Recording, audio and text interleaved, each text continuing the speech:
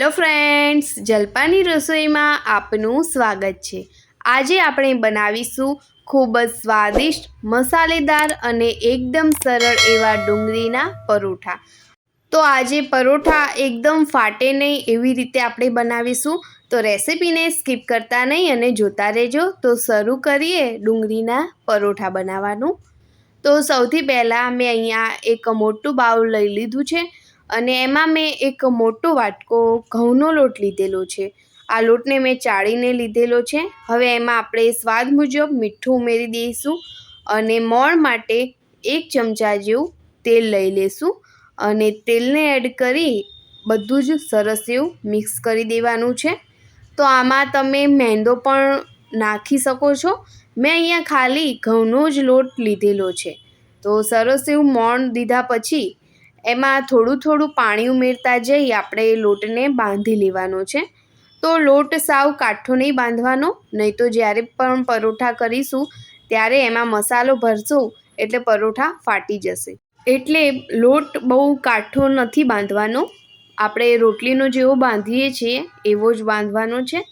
તો અહીંયા આપણો લોટ પણ બંધાઈ ગયો છે।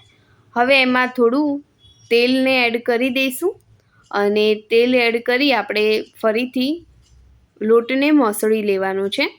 તો તેલ થોડું એડ કરી લોટને આવી રીતે મસળી લેવાનો।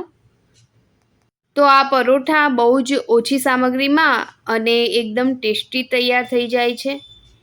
તો જરૂરથી આ રેસીપીને ટ્રાય કરજો। આપણો લોટ અહીંયા બંધાઈને એકદમ સરસ એવો મસળી અને તૈયાર થઈ ગયો છે। હવે લોટને ઢાંકી આપણે મૂકી દેવાનો છે। હવે એના પછી એનું સ્ટફિંગ રેડી કરી દઈએ। તો અહીંયા મેં એક બાઉલ ડુંગળીને લીધેલી છે। તો આવી રીતે ડુંગળીને ઊભી કટ કરી લઈ લેવાની છે। તો એકદમ સરસ એવી ઊભી કટ કરી લેવાની। તો વધારે મોટી કે જાડી ડુંગળી કટ નહીં કરવાની, એકદમ ઝીણી ઝીણી કટ કરવાની।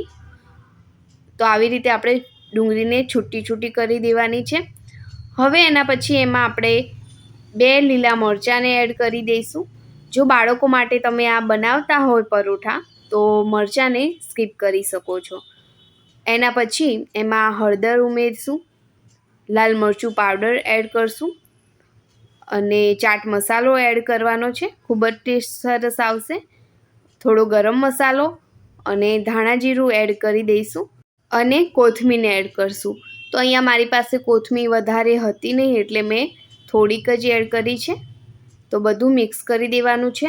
તો મસાલામાં મીઠું આપણે છેલ્લે જ એડ કરશું, નહીં તો ડુંગળીમાં પાણી થઈ જશે, એટલે મીઠું ને છેલ્લે એડ કરવાનું। તો અહીંયા મેં સ્વાદ મુજબ મીઠું ઉમેરી દીધું છે। હવે બધું ફરીથી મિક્સ કરી દેવાનું અને અહીંયા આપણો મસાલો રેડી થઈ ગયો છે। હવે આપણે પરોઠાને વણવાનું શરૂ કરીએ। તો આવી રીતે એક મોટો હાથમાં લુવો લેવાનો છે લોટનો। તો અહીંયા આપણે રોટલી કરતાં મોટો લુવો લઈશું। તો પહેલાં આપણે રોટલીને વણવાની છે। તો હું પહેલાં રોટલીને વણી લઈશ। તો જાડી જ વણવાની, એકદમ પતલી નહીં વણવાની।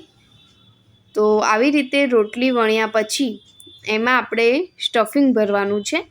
જે ડુંગળીનું સ્ટફિંગ આપણે રેડી કરીને રાખ્યું છે એ આવી રીતે ઉપર મૂકી દેવાનું છે। તો બધી જ બાજુ ડુંગળીનું સ્ટફિંગ આવે એવી રીતે ઉપરથી મૂકીશું, એટલે બધી જ સાઈડ એનો ટેસ્ટ આવે। નહીં તો પછી સાવ રોટલી ખાતા હોય એવું લાગશે, એટલે સ્ટફિંગ સારું એવું ભરવાનું। તો મેં સરસ એવું સ્ટફિંગ ભરી દીધું છે।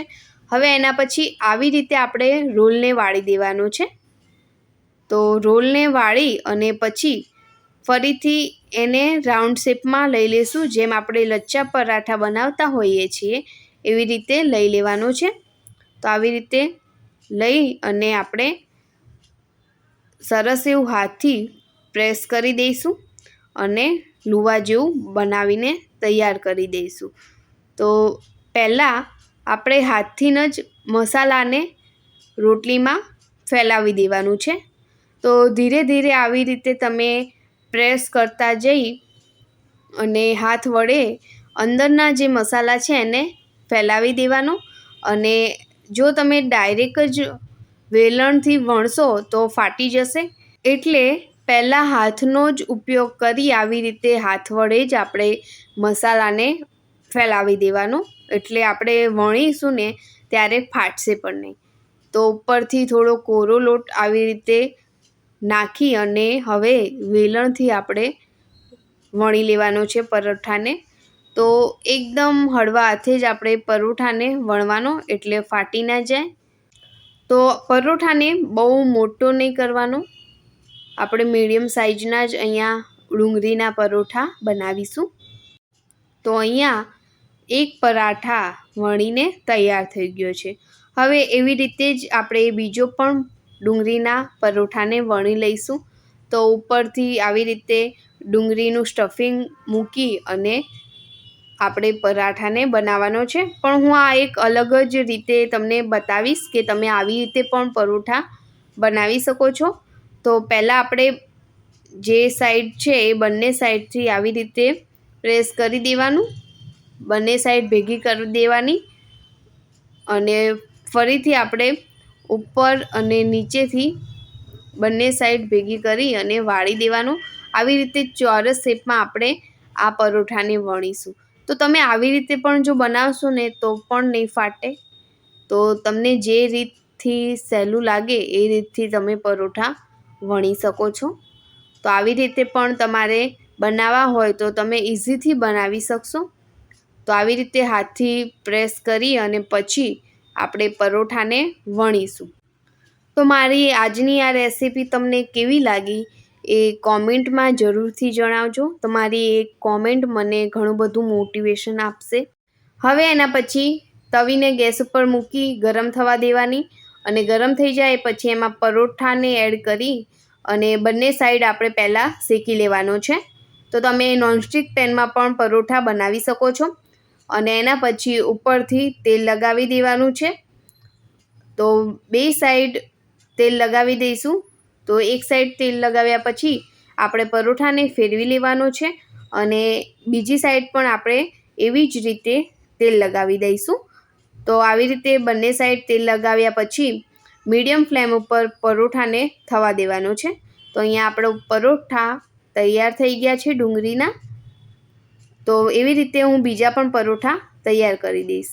તો સર્વિંગ પ્લેટમાં હવે આપણે ડુંગળીના પરોઠાને સર્વ કરીશું. ડુંગળીના પરોઠાને તમે કેચઅપ, દહીં કે ચટણી સાથે સર્વ કરી શકો છો. આજની આ રેસીપી ગમી હોય તો જલપાની રસોઈ ચેનલને સબસ્ક્રાઈબ જરૂરથી કરજો અને આ વિડીયોને લાઇક, શેર અને કોમેન્ટ કરવાનું ના ભૂલતા.